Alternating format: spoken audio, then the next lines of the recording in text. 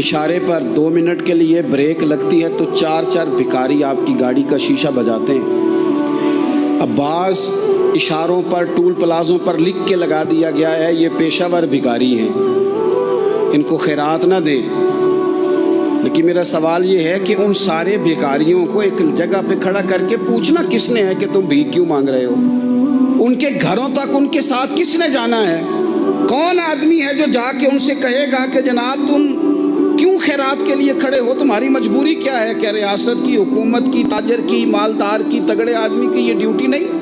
उन तक रसाई किसने हासिल करनी है? वो बेवा जो पिछले साल दरवाजे पे ज़कात लेने आई थी वो इस साल भी आई है। वो खातून जिसे पिछले साल आटे का थैला दिया था वो इस साल भी आई है। वो खातून जो पिछले साल 4 बच्चों को साथ लेकर के छोटों को आई थी वो आज भी उसी तरह कशकोले तलब दराज किए हुए है। और हज़रत उमर क्या फरमाते हैं?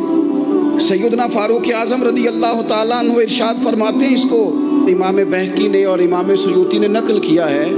हज़रत उमर फरमाया करते थे कि अगर मैं ज़िंदा रहा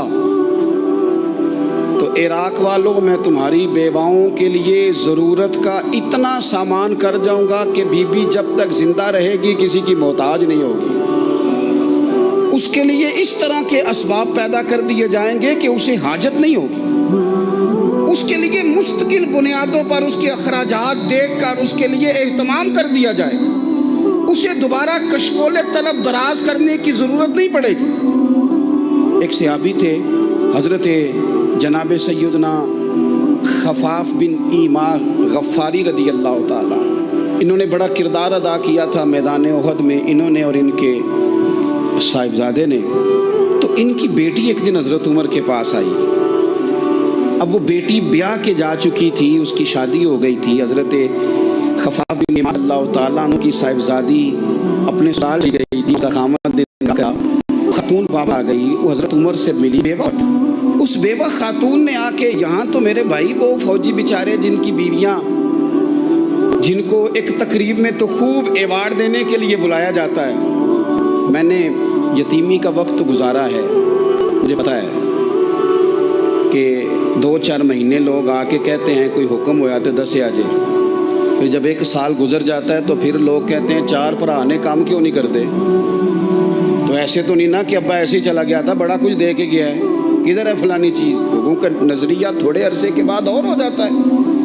आपने बड़े बड़े शुहदा के घरों में अवार्ड तो दिए, क्या कभी आपने पलट कर दोबारा गौर किया कि उनके बच्चे कहाँ हैं, उनकी बेवा किस हाल में है?